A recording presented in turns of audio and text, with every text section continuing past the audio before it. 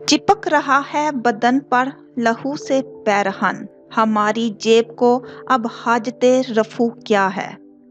रगों में दौड़ते फिरने के हम नहीं कायल, जब आंख ही से ना टपका तो फिर लहू क्या है।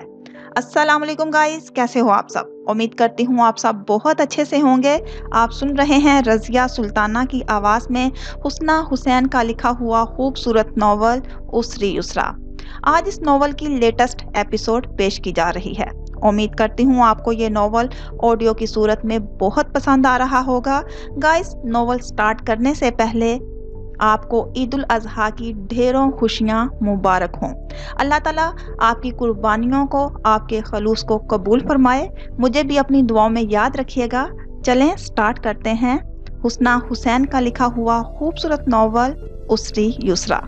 अपने जज्बात एहसासात पर काबू पाए, वो उनके ऑफिस से निकलते ही बेमकसद सड़कों पर फिरता रहा और कोई जगह ना थी जहां रात गुजार सकता। मिसेस ग्रांट के कैफे में चला गया। रात गए तक वहीं बैठा रहा। खिड़कियों से बाहर का मंजर देखता साकत वीरान होता रहा। मिसेस ग्रांट अपने काम से फारिग होकर उसके पास बैठ गई।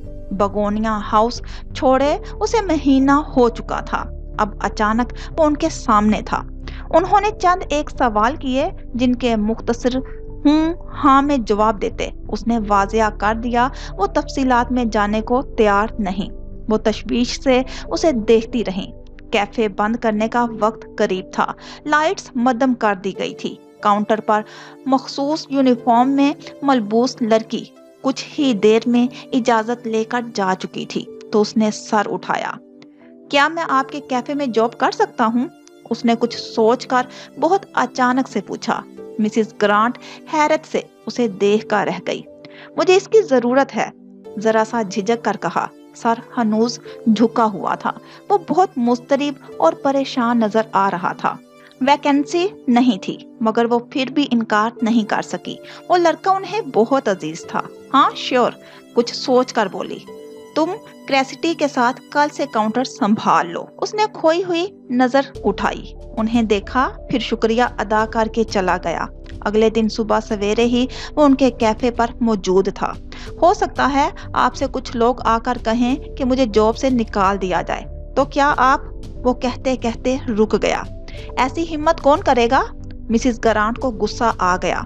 क्या तुम्हारा भाई तुम्हारे लिए मसले खड़े कर रहा है? इशारा राहिम की तरफ था।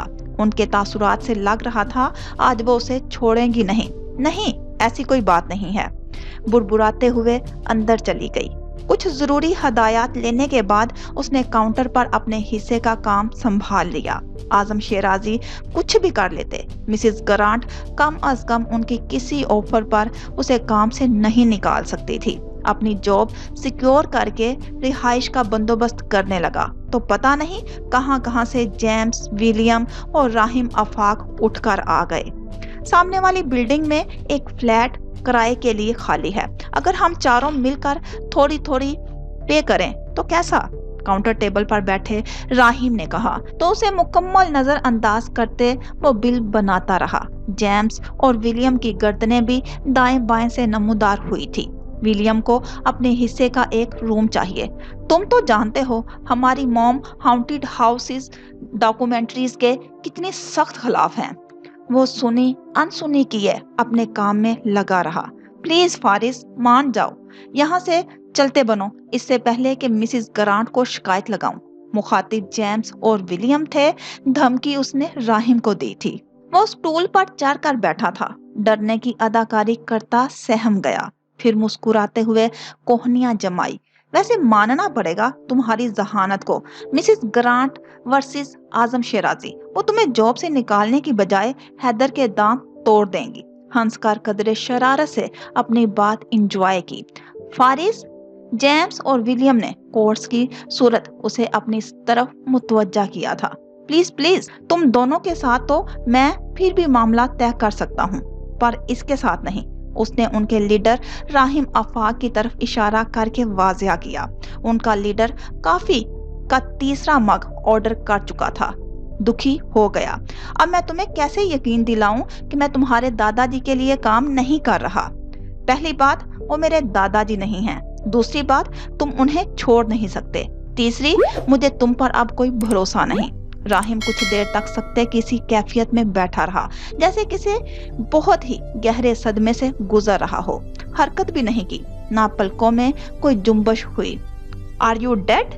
क्या तुम मर चुके हो? जेम्स ने उसे फिक्रमंदी से झंझोर डाला। इन योर ड्रीम्स, तुम्हारे ख्वाबों में। जेम्स को हटाकर फिर से उसकी तरफ मुतवज्जा हुआ। तुम मेरे छोटे भाई हो, मैं भला कैसे तुम्हें इस तरह रुलने के लिए छोड़ सकता हूँ? फारिस वजदान तड़प कर मुड़ा था। तुम मेरे बड़े भाई कब से हो गए? Okay, I am out. James और विलियम, तुम दोनों इसके साथ मामलात तय कर लो। उसने हार मानकर मेज पर हेड डाउन कर लिया।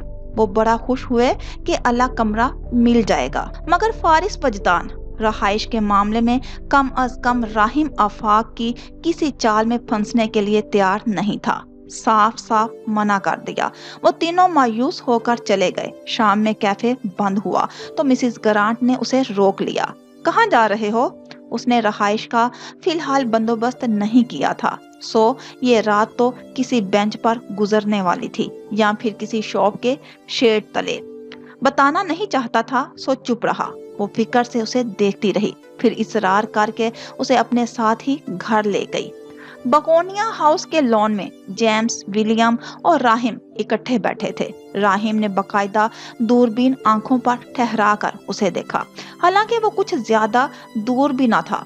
क्या ये वही है जो नजर आ रहा है, या मेरी आंखें मुझे धोखा दे रही हैं? वही है, वही है। फारिस! जेम्स और विलियम चीखे। वो तीनों बगोनिया हाउस की बार के साथ लग गए। अगर वापस यही आना था तो घर छोड़ने की क्या जरूरत थी? राहिम ने तंज किया।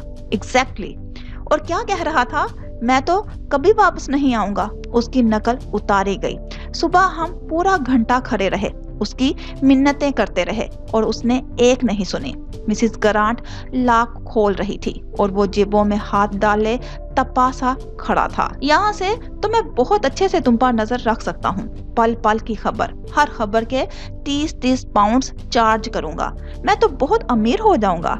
लाख खुल गया तो मिसेस ग्रांट ने फुर्सत से गर्दन मोड़ी। तीनों बार की ओट में यूं छुपे जैसे बकायदा कोई बारूदी हमला मुतवक्का हो। मैं देख रही हूँ राहिम, और सुन भी रही हूँ, मिसेस ग्रांट ने चिल्ला कर कहा। राहिम ने आंखें मींच ली। उसका बदला अब वो किसी और वक्त पर लेंगी। मैं तुम्हें खबरदार कर रही हूँ, बुलंद आवाज में कहकर फारिस को अपने साथ अंदर ले गई। फारिस बहुत खुशकिस्मत है, बिल्कुल बहुत खुशकिस्मत है। मिसेस ग्रांट से बेइज्जतियां सहने वाले जेम्स और विलियम की राय थी, राहिम अफा की भी। च्युइंगम चबाते चबाते, चलो लड़कों, हम अपनी पार्टी करें। वापस लॉन चेयर्स पर धरना दे दिया। कुर्सियों की बजाय मेज पर चढ़ गए ताकि बराबर वाले घर के मकीनों को वो खुशो खुरम नजर आ सके। और अंदर मिसेस ग्रांट अपने घर का एक कमरा फारिस के लिए खोल रही थी। तुम मुझे इसका किराया दे सकते हो, मैं वैसे भी अकेली रहती हूँ। सोफी तो सिर्फ वीकेंड पर आती है, वो कह रही थी। वो चुप हुआ खड़ा था। वो लोग जो हैं, जो तुम्हारे पीछे पड़े हुए हैं, वो यहाँ आएंगे तो मैं तुम्हें घर से नहीं निकालूंगी, चाहे वो मुझे क्वीन एलिजाबेथ से मुलाकात का भी झांसा दे दें। तुम पर कोई आंच नहीं आने दूंगी। वो जज्बे और जोश से बोली कि वो उन्हें देख कर रह गया। मुस्कुराकर तसल्ली देकर चली गई। गहरी सांस लेकर वो खिड़की की तरफ गया। बराबर वाला घर का मंजर देखकर वो बुरी तरह से बदमजा हुआ। बाहर निकलकर बार के पास जा खड़ा हुआ। राहिम बड़ी फुर्सत से उसकी तरफ मुड़ा। अरे, हमसे कोई मिलने आया है, घूरने आया है, मारने आया है?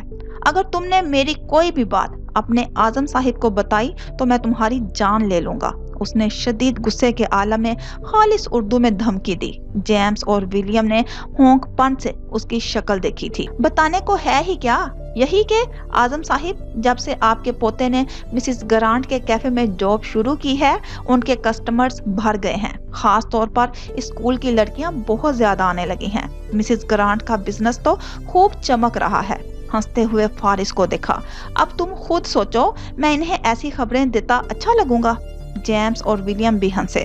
ऐसे ही ख्वामखा उर्दू की जुबान बिना समझे बस उन्हें पता था राहिम हंस रहा है तो उन्हें भी हंसना चाहिए। वो झंझलाकर पलट गया। राहिम की हंसी उसे काफी देर तक सुनाई देती रही। वो शावर लेकर अभी बाहर निकला ही था कि दरवाजे पर दस्तक होने लगी थी। स्वेटर पहनते हुए दरवाजा खोला तो मिसेस गरांट सामने खड़ी थी। तुमसे कोई मिलने आया है, उन्होंने कहा। कौन? भला इससे यहाँ कौन मिलने आ सकता था? परेशानी फितरी थी। उन्होंने मुस्कुराते हुए इशारा दिया कि वो खुद आकर देख ले। वो स्वेटर के बटन बंद करता बाहर आ गया। सामने ही लाउंज में जमीला दाऊद बैठी थी। उस पर नजर पड़ते ही अपनी जगह से उठ खड़ी हुई। मिसेस गरांट उसे तन्हाई में बात करने का मौका देती वहां से हट गई। अस्सलाम वालेकुम मम्मी। उनके तासुरात ऐसे थे कि उसे ही इब्तिदा करना पड़ी। वो बहुत गुस्से में नजर आ रही थी। पूरे 1 महीने तक राब्ता खत्म किए रखा और अब अस्सलाम वालेकुम मम्मी। वो सर झुका गया। मैसेजेस नजरअंदाज कर दिए, कॉल्स अटेंड नहीं की, मोबाइल बंद कर दिया और अब अस्सलाम वालेकुम मम्मी। वो एकदम से अपने रवैये पर शर्मिंदा हुआ। बेबसी से उन्हें देखता सर झुका गया। क्या मैं तुम्हारे लिए जरा सी भी अहमियत नहीं रखती फारिस? ऐसी बात नहीं है मम्मी। मुझे मम्मी मत कहो अगर मुझे मम्मी नहीं समझते तो। कुछ बेकरारी से सर उठाया। परेशानियों में घिरा हुआ था। उनका गुस्सा और खुफगी मजीद इस तरह पैदा करने लगी। अब वो डांट रही थी और वो चुपचाप उन्हें सुन रहा था।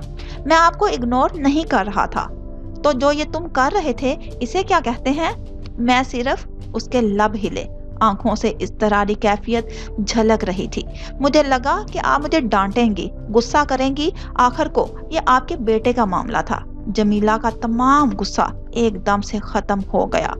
आपके ससुर ने भी तो यही किया। उसके पास आ गई, सर उठाए उसे देखती रही। वो उनका मुआवजा अपने दादा के रवैये से कर रहा था। उसने खुद ही अखज़ कर लिया। वो भी यही करेंगी जो दादा ने किया था। वो ऐसा कैसे कर सकता है? ऐसा कैसे सोच सकता है? हाँ, वो मेरा बेटा है, पर क्या तुम नहीं हो? वो कहना चाहता था। हमाद उनकी सगी औलाद था। उसके मुकाबले में उसे फोकियत नहीं दे सकती। ठीक है, औलाद से भी गलतियां हो जाती हैं, मगर इसका मतलब ये तो नहीं होता कि आप रिश्ते ही खत्म कर देते हैं, छोड़ देते हैं। मम्मी, मैंने कुछ नहीं किया था। तड़प कर सर उठाया। कोई अफेयर नहीं चलाया, कोई शादी की बात नहीं की थी। उस लड़की ने झूठ बोला। क्या हो गया है फारिस? उन्होंने इसे बाजुओं से थाम लिया। क्या मैंने तुमसे कोई वजाहत मांगी? वो खामोश हुआ। मैं जानती हूँ मेरा बेटा ऐसा नहीं है। आंखों में देखकर यकीन दिलाया। अगर ऐसी कोई गलती तुमसे हुई भी होती तो मैं ज्यादा से ज्यादा क्या करती? नाराज होती, डांट देती, गुस्सा करती और समझाती। माएं यही तो करती हैं। ये तो नहीं होता कि छोड़ देती हैं, आया सब खत्म हो जाता है। वो आंखों में नमी लिए चुप रहा। घर छोड़ दिया, पढ़ाई छोड़ दी। क्यों कर रहे हो इस तरह अपने साथ? क्यों सजा दे रहे हो खुद को? मेरी बर्दाश्त अब खत्म हो चुकी है मम्मी। इस तरह मजीद रहा तो मर जाऊंगा। वो आंखों में दुख और कुर्ब लिए उसे देखकर रह गई। उसका हाथ अपने हाथ में लिया, नरमी से उसकी तरफ देखा। मैं जानती हूँ इस वक्त तुम ये बात नहीं सुनना चाहते, लेकिन वो तुम्हारे दादा हैं, लाख पत्थर दिल सही, लेकिन ये भी एक हकीकत है कि उन्होंने तुम्हारा ख्याल रखा। He tried his best to protect you। ये जानते हुए भी कि वो उस पर बहुत जुल्म कर चुके हैं, उन्होंने तस्वीर का मुस्बत रुख दिखाने की कोशिश की। ये सब इस वादे की वजह से था जो आपके शोहर ने उनसे किया। जमीला दुख से उसे देखती रही। ये जिम्मेदारी, ये बोझ जो उन्होंने मेरा उठाया, ये सब उन्हें मजबूर करना पड़ा। मेरे लिए नहीं, अपने बेटे के लिए। मुझे तो वो ऐसे देखते हैं जैसे कोई गुनाह हूँ। गुनाहों पर ही तो पर्दा रखा जाता है मम्मी, गुनाहों को ही तो छुपाया जाता है। उनका दिल कट गया, कुछ कह नहीं पाई। अजीब सा दर्द महसूस करने लगी। अपने मुस्तकबिल का सोचो, कुछ बन जाओ फिर बेशक अलग हो जाना। उन्हें इस बात की फिक्र थी कि वो भरी दुनिया में इस तरह तन्हा होकर अपने बल बोते पर सब कैसे कर पाए। उन्होंने कहा, मेरी रगों में एक गंदा खून दौड़ रहा है। इन सब बातों के बाद आपका ख्याल है कि मुझे रुकना चाहिए? वो लाजवाब हो गई। मैंने उनसे कहा मुझे मेरा नाम चाहिए, मुकम्मल नाम। उन्होंने कहा वो नहीं दे सकते। جب میری پہچان مجھے نہیں دے سکتے تو میں ان سے اور کچھ کیوں لوں؟ ممی، اس کی آنکھوں میں اتنا درد تھا اور آواز یوں جیسے وہ ابھی رو دے گا۔ اس کے احساسات چہرے کے تاثرات میں عیاں ہو رہے تھے۔ انہوں نے بے اختیار اس کے ہاتھ پر گرفت مضبوط کر لی تھی۔ فارس، میں سب مینج کر لوں گا، ابھی جاب شروع کی ہے۔ مسز گرانٹ کہہ رہی ہیں میں یہاں رہ سکتا ہوں، لیکن میں جلد ہی کمرے کا بندوبست کر لوں گا۔ میں سچ میں آپ کو جی کر دکھاؤں گا ممی، آپ میری فکر نہ کریں۔ وہ اب انہیں سمجھا رہا تھا۔ انہوں نے گہری سانس لیتے نفی میں سر ہلا کر اسے روکا تھا۔ نہیں، تمہیں خود سے اب کچھ بھی کرنے کی ضرورت نہیں ہے۔ تمہاری پڑھائی پر بھی کوئی سمجھوتا نہیں کر سکتی۔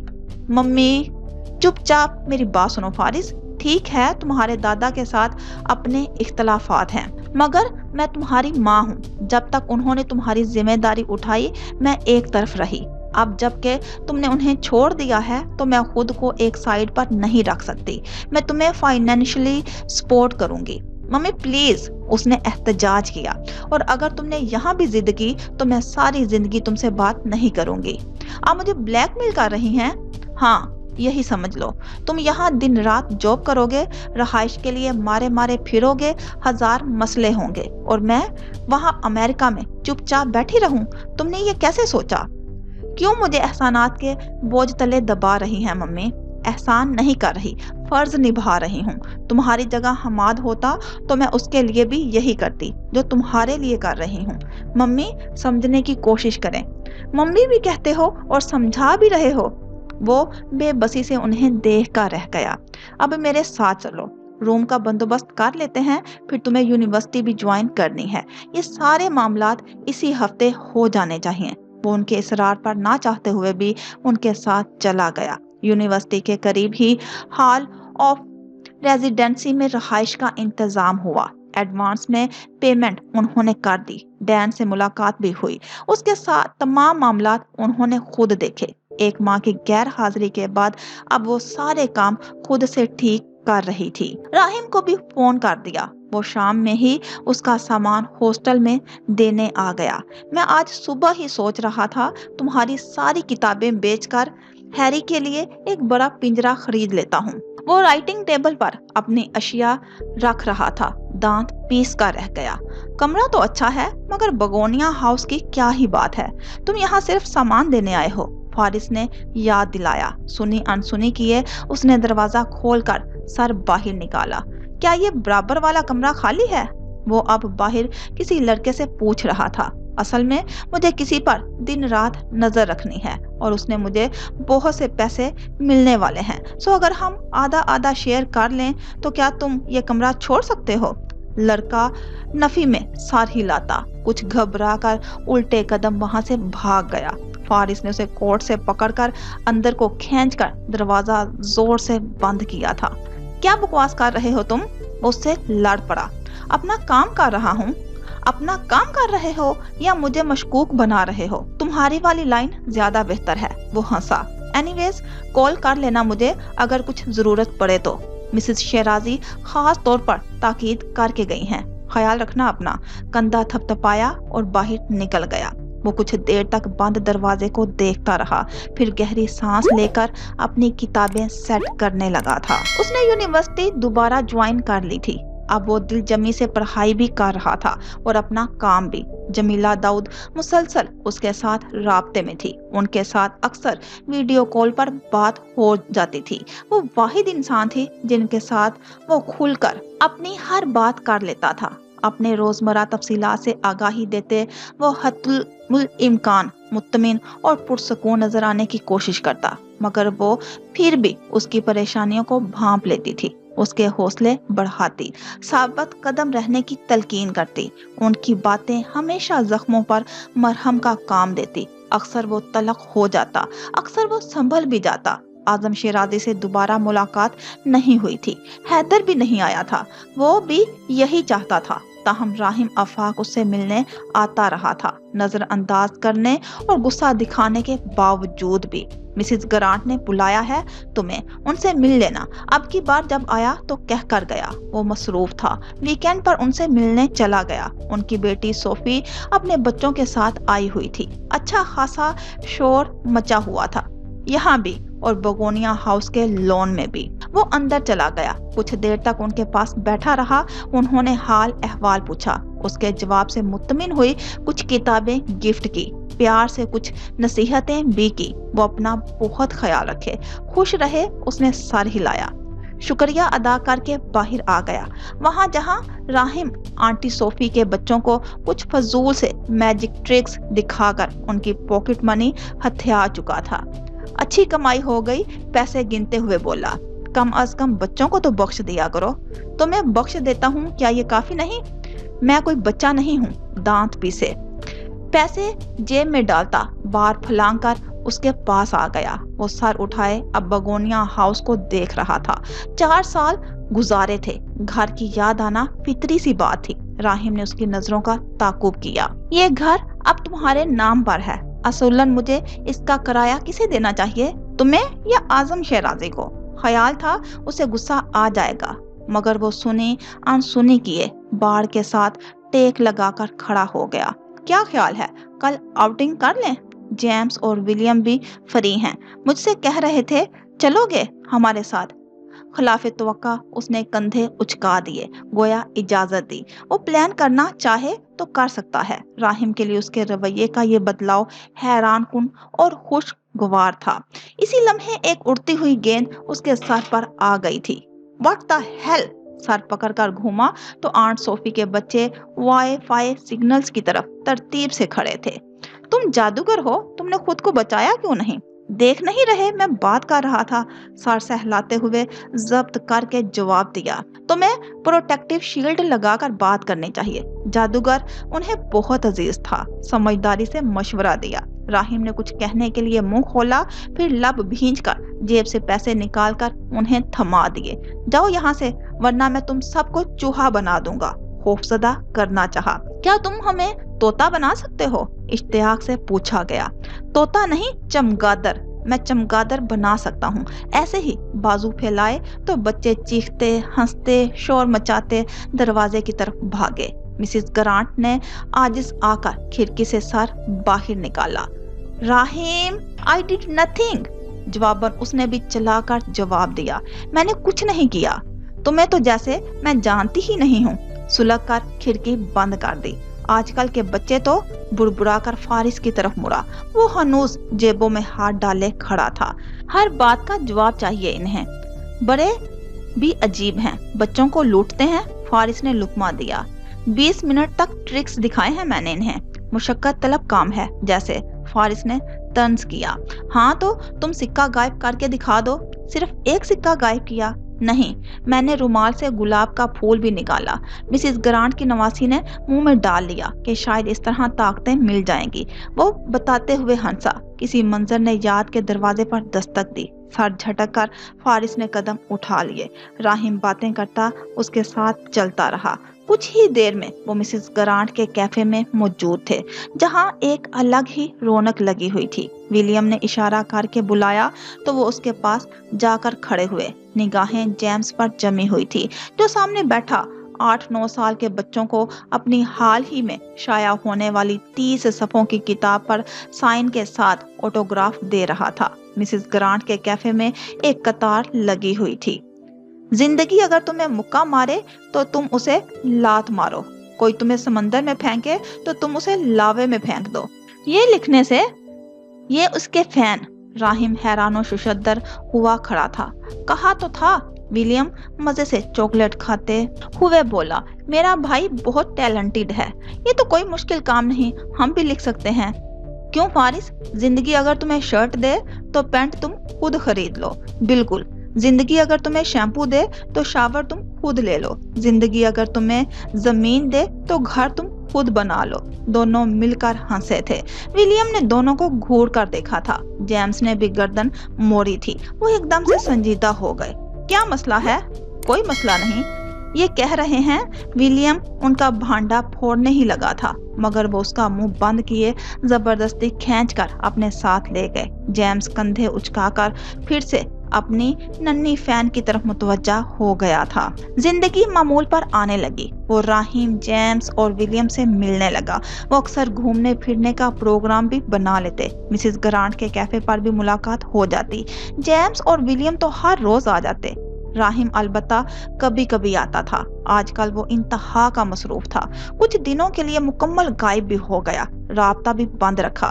پھر ظاہر ہوا تو لنگڑا کر چل رہا تھا۔ پوچھنے پر بتایا پاؤں پھسل گیا تھا، چوٹ لگ گئی تھی۔ تینوں کو یقین نہ آیا۔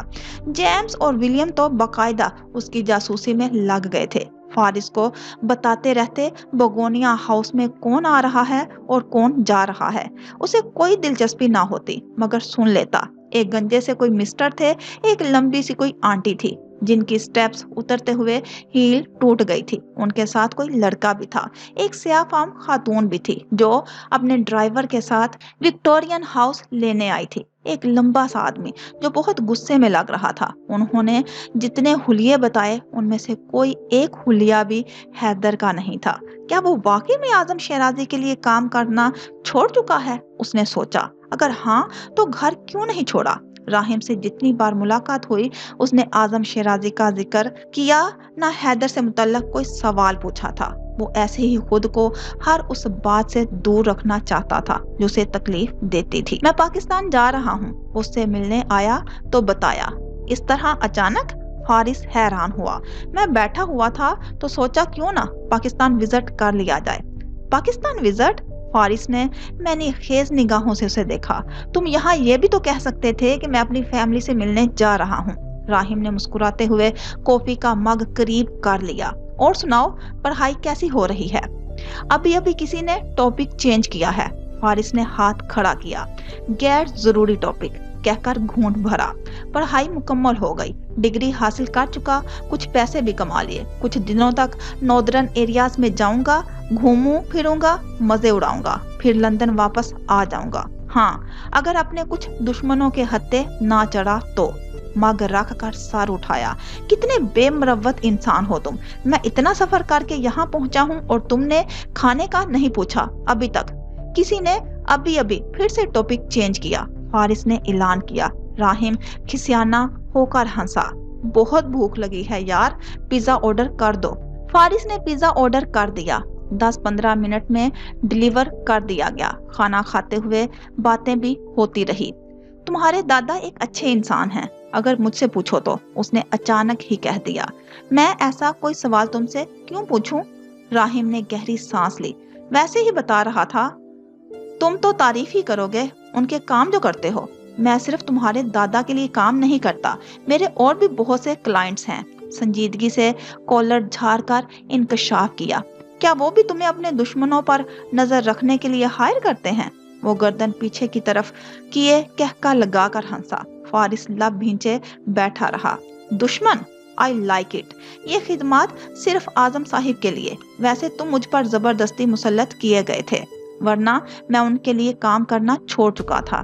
اچھا، زبردستی؟ ہاں بالکل، ترس آ گیا مجھے تم پر۔ بیچارہ سا لڑکا کہیں کسی بڑے نقصان میں نہ ڈال دے اعظم صاحب کو۔ ان کے احسانات بھی تو مجھ پر، یوں کہو کہ پیسوں کی ضرورت تھی۔ ظاہر ہے فری میں سکون کون برباد کرتا ہے؟ ہنستے ہوئے اس نے مزید بے عزت کیا۔ وہ بھویں سکیر سے بیٹھا رہا۔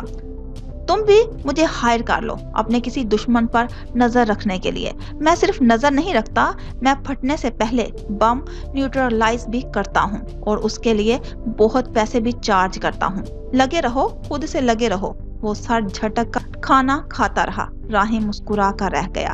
اس کی فلائٹ شام 6 بجے کی تھی۔ جیمز اور ولیم بھی اس کے ساتھ گئے اسے سی آف کرنے کے لیے۔ تو چھوٹے چھوٹے پیارے پیارے بچوں، اس نے گلا کھنکار کر تقریر شروع کی، ہم تمہیں ابھی بھی بچے لگتے ہیں؟ تم اپنی آنکھیں ایک بار چیک کیوں نہیں کروا لیتے؟ جیمز اور ولیم کو غصہ آ گیا۔ کیا فائدہ 4 آنکھوں کا جب نظر خاک نہ آتا ہو؟ فارس نے بھی ان کی سائیڈ لی۔ راہیم نے سیاہ فریم والے گلاسز کو پیچھے ہٹا کر سیٹ کیا۔ اس کے سرخی مائل بال آج پھر بکھرے ہوئے نہیں تھے۔ تم لوگ جتنے بھی بڑے ہو جاؤ یہ اعزاز وہ اس سے کبھی نہیں چھین سکتے تھے۔ ہاں تو میں کہہ رہا تھا کہ میں تم لوگوں کو مس نہیں کروں گا، بالکل بھی نہیں۔ میری 3 عدد ٹینشنز سے جان چھوٹ رہی ہے اور میں آج بہت خوش ہوں۔ اور تمہیں یہ خوش فہمی کیوں ہوئی ہے کہ ہم دکھی ہو رہے ہیں؟ فارس نے اس کی تقریر میں خلل ڈالا۔ ہاں دیکھو ہمارے ہنستے مسکراتے چہروں کو، ولیم جھٹ سے بولا۔ جیمز نے کلائی گھمائی۔ باقی کتنا وقت ہے اس کی فلائٹ میں؟ یہ کب جائے گا؟ راہیم نے دانت پیس کر تینوں کو دیکھا۔ لحاظ اور مروت تم لوگوں کو چھو کر بھی نہیں گزری۔ اتنا نہیں ہو رہا کہ تھوڑی سی رسپیکٹ کر لو؟ اسی لمحے عقب میں گاڑی رکی تھی، ان کی باتیں ادھوری رہ گئی۔ راہیم کی نگاہیں اس کے عقب میں پڑی تو اس نے بے ساختہ گردن موڑی۔ عقبی نشست کا دروازہ حیدر نے کھولا تھا۔ اعظم شیرازی باہر نکل رہے تھے۔ فارس کے تاثرات ایک دم سے بدل گئے۔ نظریں ہٹا کر راہیم کو دیکھا، ہاتھ ملایا۔ اوکے چلتا ہوں، اللہ حافظ۔ اس نے مزید ایک لمحہ بھی ضائع نہیں کیا تھا اور وہاں سے چلا گیا تھا۔ جیمز اور ولیم اسے ملنے کے بعد فارس کے پیچھے بھاگے تھے۔ ٹیکسی سامنے ہی کھڑی تھی۔ فارس نے ایک بار بھی مڑ کر پیچھے نہیں دیکھا تھا۔ آرزو جہانگیر کی اڑتی اڑتی طلاق کی خبریں میڈیا میں گردش کرنے لگی۔ اخبارات کے آرٹیکلز میں، میگزینز کے صفوں پر کچھ چٹ پٹے سے تجزیے شائع کیے جانے لگے۔ خبروں کو شروع میں ہی رد کرتے کرتے اس نے پھر ایک انٹرویو میں اس خبر کی تصدیق کر دی۔ زندگی میں پہلی بار آرزو جہانگیر کی خبر کو اس نے فالو کیا تھا اور وجہ اس کی بیٹی تھی جس کو اس نے میڈیا سے دور رکھا ہوا تھا۔ نام بھی نہیں لیتی تھی، اس کا کہیں ذکر نہ تھا، سوال بھی نہ تھا، معاملات پرسنل تھے، وہ کھولنا نہیں چاہتی تھی۔ طلاق کے ٹھیک 4 ماہ بعد اس کا شوہر فاروق حبیب انتقال کر گیا تھا۔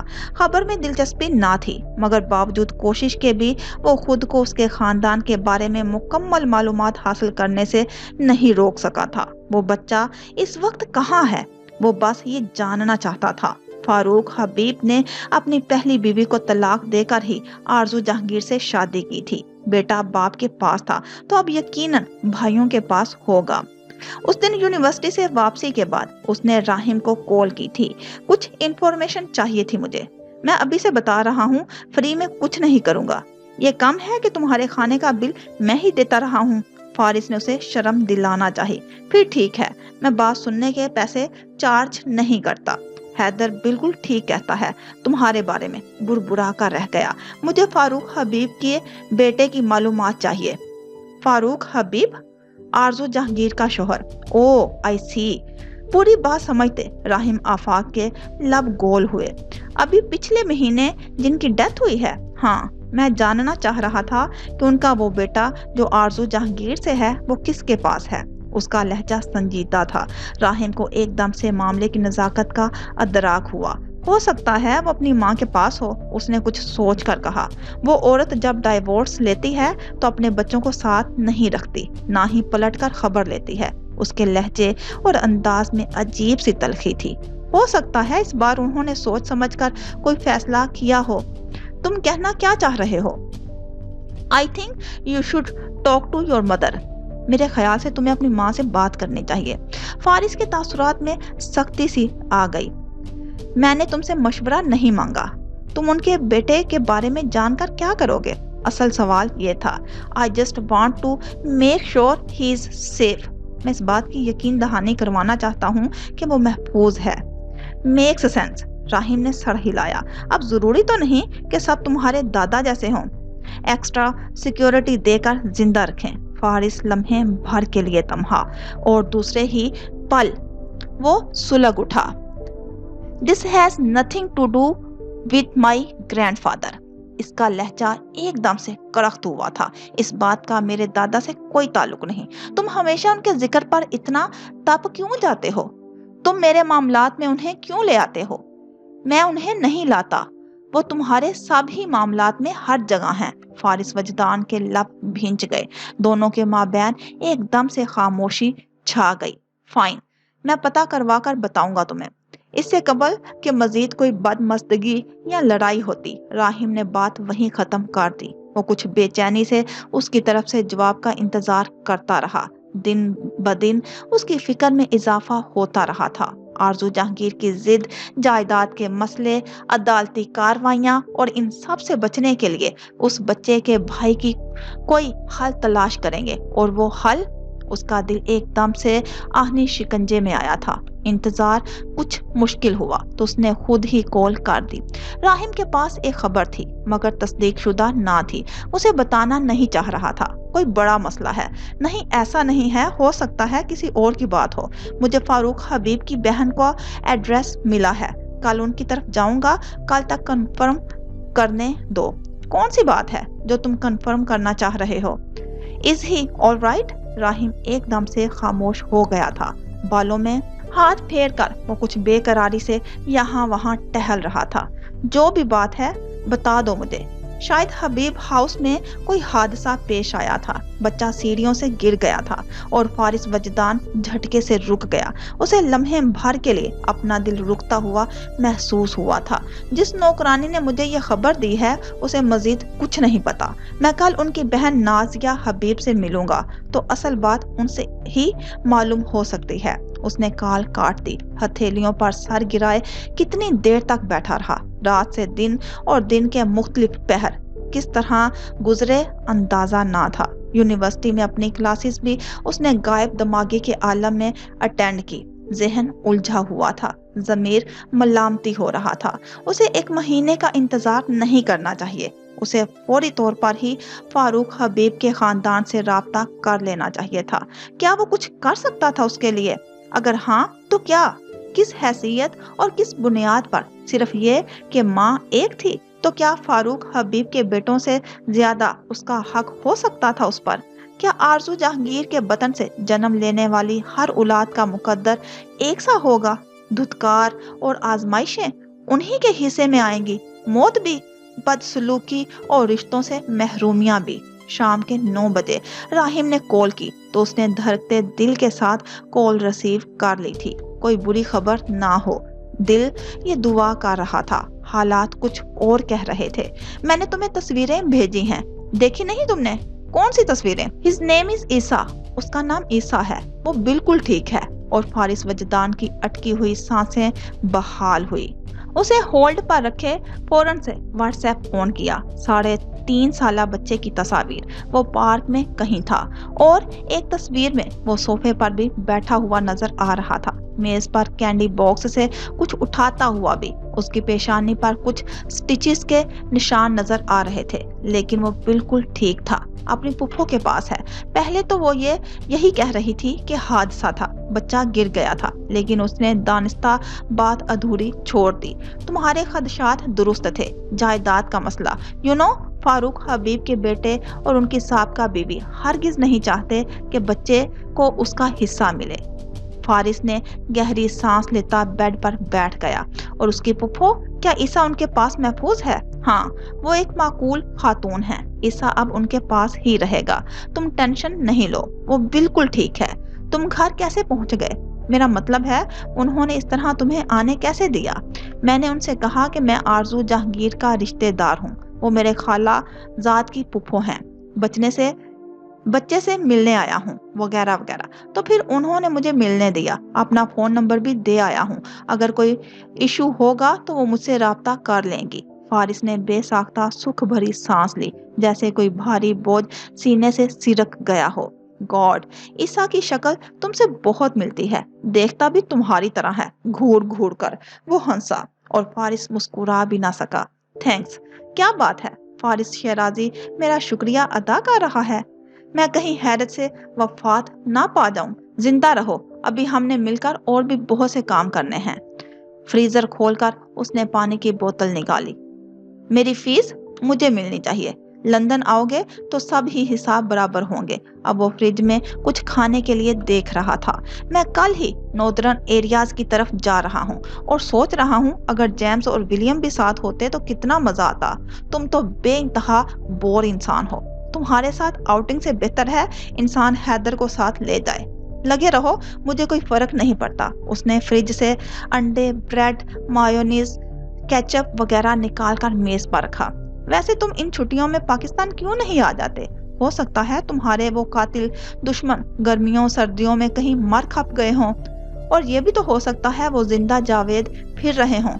پھر بھی میرا نہیں خیال میں کبھی پاکستان واپس جاؤں گا۔ موبائل کندھے کے سہارے کان سے لگائے وہ انڈا پھینٹنے لگا۔ ایسی کوئی پابندی اعظم صاحب کی طرف سے تو نہیں ہے؟ تو تم ان سے رابطے میں ہو؟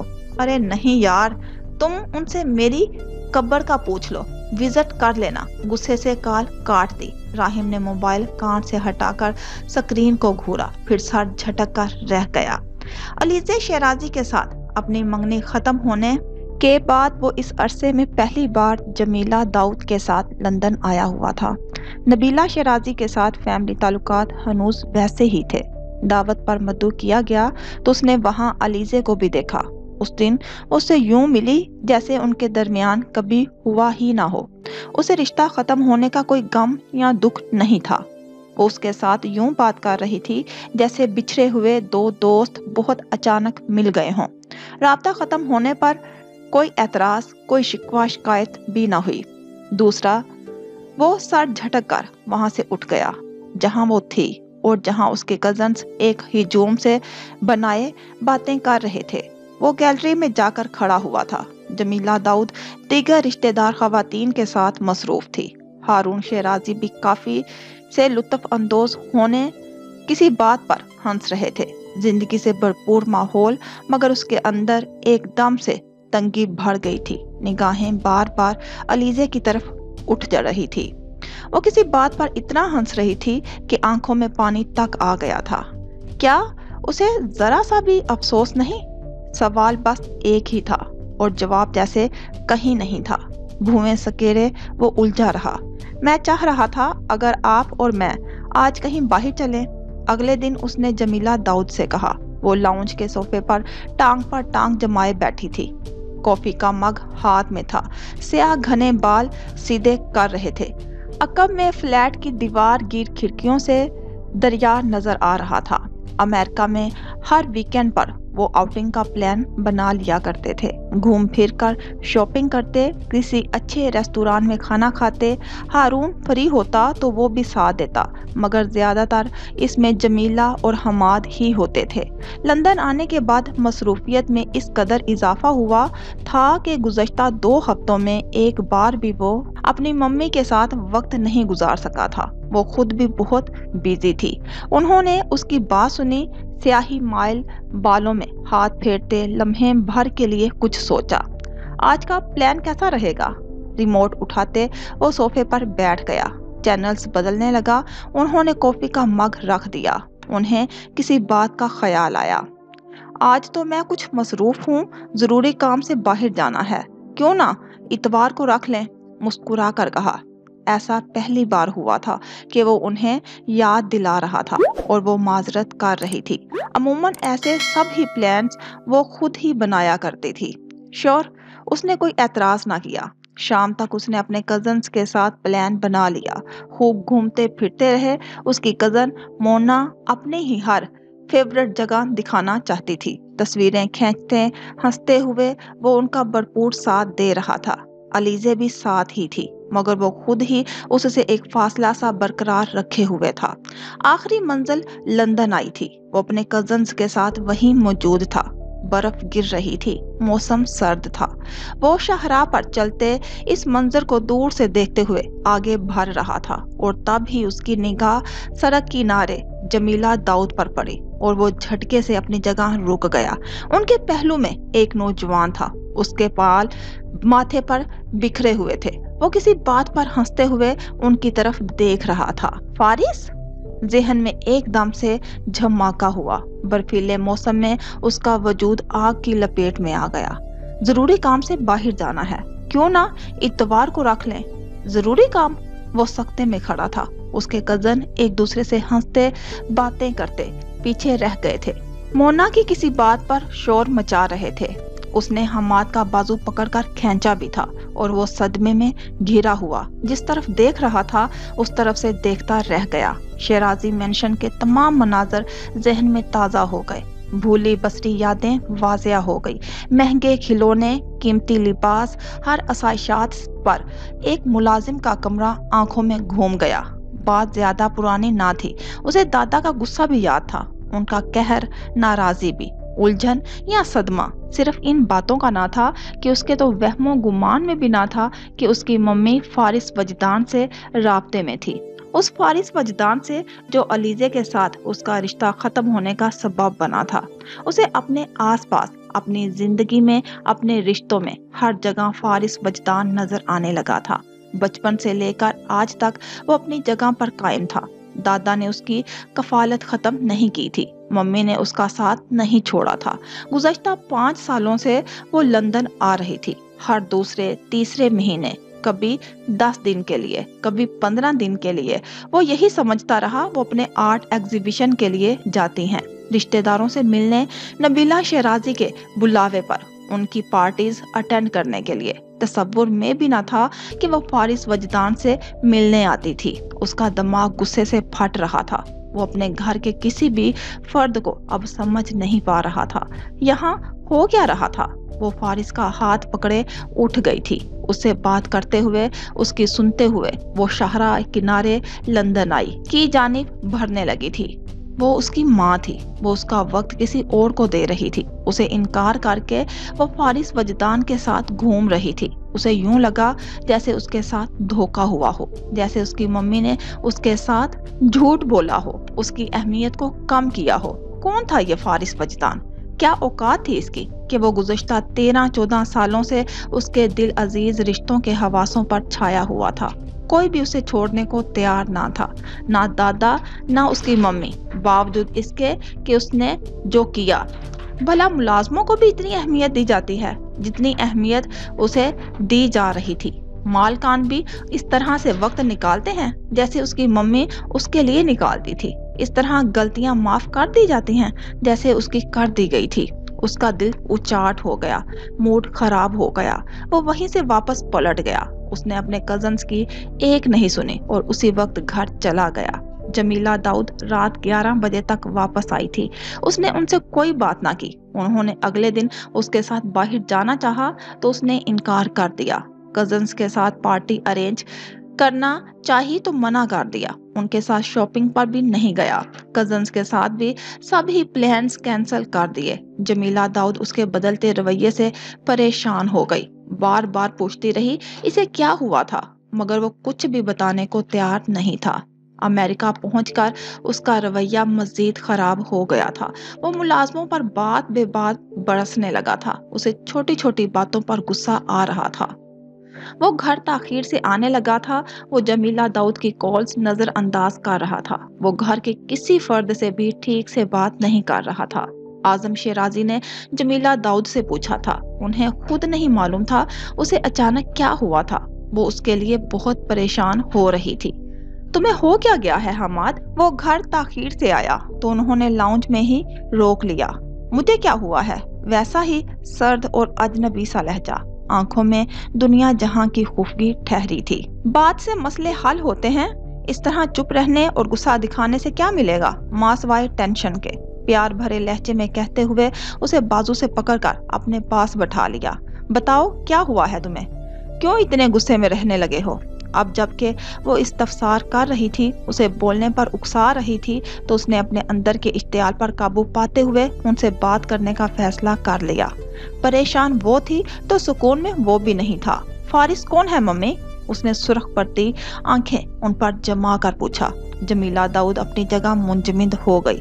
सवाल गैर मुतवक्का था। वो समझ नहीं पाई वो इस तरह अचानक फारिस के बारे में क्यों पूछ रहा था। अब क्यों पूछ रहा था? हमाद, ये तुम? मेरे सवाल का जवाब दे मम्मी प्लीज, वो मुतवहश होकर बोला था। जमीला दाऊद कुछ कह ना सकी। वो उसका सवाल समझने की कोशिश कर रही थी। क्या वो उसकी असलियत से वाकिफ हो चुका है? उसके बारे में सब जान चुका है? उनकी परेशानी बढ़ गई। हमाद आंखों में दुख लिए अगले कई लम्हों तक उन्हें देखता रहा। उसकी मम्मी ने इस सवाल का कोई जवाब नहीं दिया था। वो कौन था? वो क्या था उनके लिए? वो नहीं बता रही थी। आपने मुझसे झूठ बोला। आपने कहा आप बिजी हैं, आपको अपनी किसी दोस्त से मिलने जाना है, लेकिन आप वहाँ फारिस के साथ थी। मैंने आपको देखा।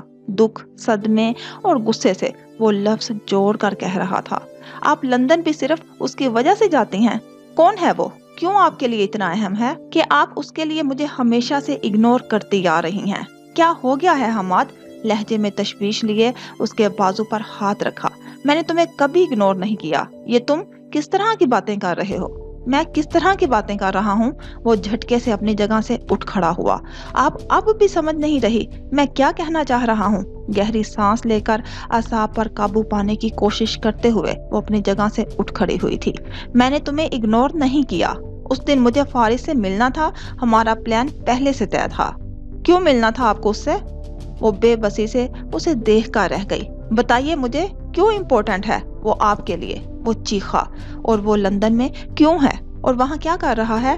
बाबा ने अभी तक उसे निकाला क्यों नहीं? हमाद, उनके लब हिले। उन्होंने कुछ कहना चाहा मगर वो उन्हें मौका नहीं दे रहा था। कौन है वो मम्मी? तुम जानते हो वो कौन है? तारुफ वही था जो आजम शिराजी ने दिया था। उसे दोहराना नहीं चाहती थी। राज को राज ही रहना था। पर्दा वो नहीं उठा सकती थी। नहीं, मैं बिल्कुल नहीं जानता। आप दादा, डैड, आप लोग मुझसे कुछ छुपा रहे हैं। हमाद, तुम ख्वामखा बात को बढ़ा रहे हो। नरमी से समझाने की सही की। वो एक नौकर का बेटा है, क्यों वो मेरी जैसी जिंदगी गुजार रहा है? वो गुस्से से फट पड़ा। वो अपनी जगह साकत हुई थी। उसकी जैसी जिंदगी? हमाद को अंदाजा भी है उसका छोटा भाई कैसी जिंदगी गुजार रहा है, कैसे दर्द में रह रहा है, तकलीफें सह रहा है। उनका दिमाग एकदम से माफ हुआ था। अंदर एक उबाल सा उठा था। खुद पर काबू पाते उन्होंने एक बार फिर उसकी तरफ देखा था। कुव्वत मुचमा की थी, लफ्जों को तरतीब दिया था। वो तुम्हारे दादा की कफालत में है। He has a right to। वो बोली तो आवाज खोखली थी, लफ्ज हल्के थे, बेवजनी, बेमैनी। कफालत? हमाद को हंसी आ गई थी। जो उसने किया, इसके बावजूद भी कफालत? वो सीने पर बाजू बांधे उनकी तरफ मुड़ा। आंखों में सुर्खी उतरी हुई थी। क्या आप चाहती हैं मैं आपको लिस्ट बताऊं इन तमाम फोस्टर हाउसेस की जिनको पापा फंडिंग देते हैं? क्या इन तमाम बच्चों में से कोई हमारे घर में रहता है? क्या इन तमाम बच्चों में से आप हर महीने मिलने जाती हैं? इनके लिए गिफ्ट्स लेती हैं? इनके साथ पार्क्स में घूमती हैं? जमीला आंखों में नमी लिए चुप रही। नहीं तो वो क्यों? उसका बस नहीं चल रहा था। वो फारिस वजदान को अपनी माँ की जिंदगी से खारिज कर दे, उनकी याददाश्त से महव कर दे, उनके दिल से निकाल दे। अपने सिवा वो अपने माँ बाप और दादा की जिंदगी में किसी और का तसव्वुर नहीं कर सकता था। किसी की जात उससे ज्यादा अहम नहीं होनी चाहिए। नौकर की जगह जो है उसे वही मिलनी चाहिए। ये जानते हुए भी कि अलीजे और मेरा रिश्ता इसकी वजह से खत्म हुआ, आप फिर भी उससे मिलती रहीं। दादा ने भी उसे कोई सजा नहीं दी। जमीला दाऊद को एकदम से सदमा हुआ था। हमाद को ये बात कैसे मालूम हुई थी? फारिस की वजह से? उनके लब हिले। हमाद, ये सच नहीं है। Mummy, don't defend him. वो बिफर कर बोला था। मैं सब जानता हूँ, मुझे बस ये बताइए कि फारिस वजदान ही क्यों? वो थर्ड क्लास नौकर, वो घटिया लड़का, औकात है इसकी इन चीजों की जो आप उसे गिफ्ट करती हैं? उसकी आंखों और लहजे में हकारत थी। वो गुस्से और इश्तियाल में जहर उगल रहा था। अपने दादा की जुबान बोल रहा था। फर्क इतना था कि दादा हकीकत से वाकिफ थे, हमाद ना वाकिफ था। उनका हौसला खत्म हो गया, बर्दाश्त खत्म हो गई, दिमाग फटने लगा। क्योंकि वो तुम्हारा भाई है हमाद। उनकी आवाज एकदम से बुलंद हुई थी और हमाद पत्थर की तरह साकत हो गया था। उसकी आंखें बेयकीनी से फटी हुई थी। वो अपनी मम्मी को देख रहा था। उसे लगा उसे सुनने में गलती हुई है। जमीला दाऊद का तनफ्फुस भारी था। उनका दिल धड़के जा रहा था। लफ्ज वही जो अदा हो गया था, राज वही जो अब राज नहीं रहा था। उसे कभी नहीं बताना चाहती थी मगर बताना पड़ गया था। उन्हें आजम शिराजी की तंबीहा याद आई। 15 सालों तक उन्होंने इस राज को सीने में दफन रखा। 15 सालों तक हमाद को बेखबर रखा, मगर अब जैसे मजीद हिम्मत नहीं रही थी। उसका शक, उसका गुस्सा, उसकी बदगुमानी। वो बच्चा नहीं रहा था, सब समझने लगा था। वो मजीद झूठ बोलकर उसके सवाल नजरअंदाज नहीं कर सकती थी।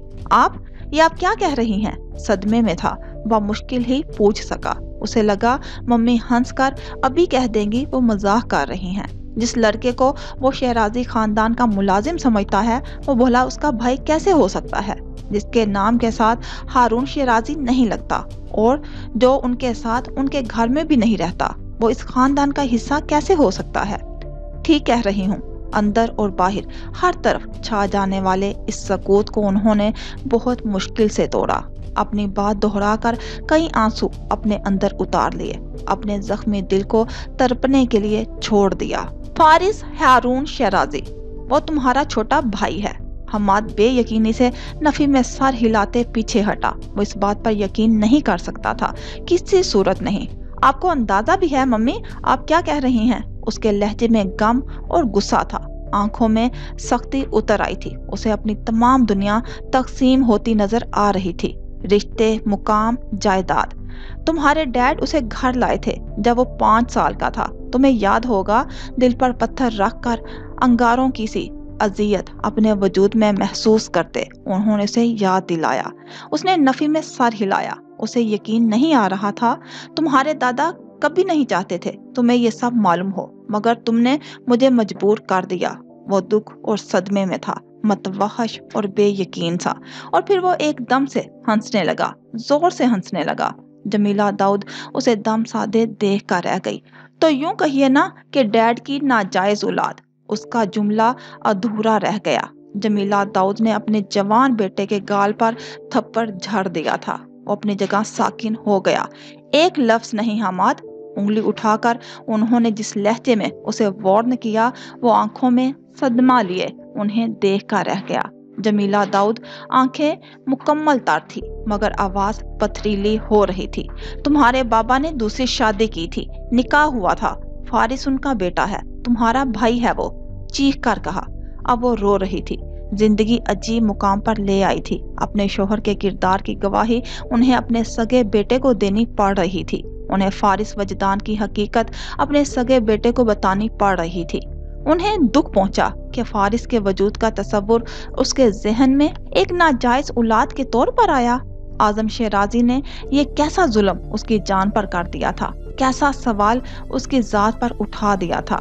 جائز ہوتا تو اصل مقام پر ہوتا، اپنی جگہ پر ہوتا، اس گھر میں ہوتا، ان کی زندگیوں میں ہوتا، اسے پردوں میں چھپا کر یوں اوجھل نہ رکھا جاتا۔ تب حماد کے ذہن میں ایسا کوئی سوال نہ اٹھتا، تب وہ ایسی کوئی بات بھی نہ کرتا۔ اسے کیسے دوش ٹھہرا سکتی ہیں جب آغاز ہی غلط ہوا تھا، اور جس کے نام کے ساتھ اس کے باپ کا نام بھی نہیں تھا، وہ اس کے لیے اپنے بیٹے کی سوچ کو الزام دے رہی تھی۔ انہیں ایک دم سے احساس ہوا انہوں نے اپنے بیٹے پر ہاتھ اٹھایا ہے۔ سمجھانے کی بجائے اور اسے سمجھنے کی بجائے انہوں نے اعتراف کیا ان سے خطا ہوئی ہے۔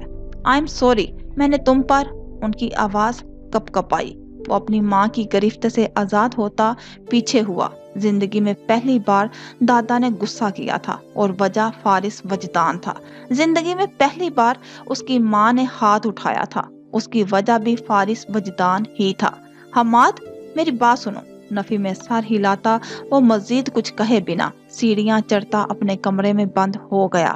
جمیلہ داؤد شکست خوردہ سی لاؤنج میں کھڑی رہ گئی تھی، اور تب ہی ان کی نظر اٹھی تھی۔ اعظم شیرازی اسٹڈی روم کے دروازے پر کھڑے تھے۔ انہیں علم نہ تھا وہ گھر پر تھے۔ وہ اس تمام وقت ان کی موجودگی سے بے خبر تھی۔ ان کا خون خشک ہونے لگا۔ میں نے تم سے کہا تھا فارس کے ساتھ تمہارے رابطے کا اثر حماد پر نہیں پڑنا چاہیے۔ بھاری کرخت آواز۔ وہ بے پناہ غصے میں لگ رہے تھے، پوری بات سن چکے تھے، رویہ اور موقف بھی جان چکے تھے، ایک ایک لفظ ان تک پہنچ گیا تھا۔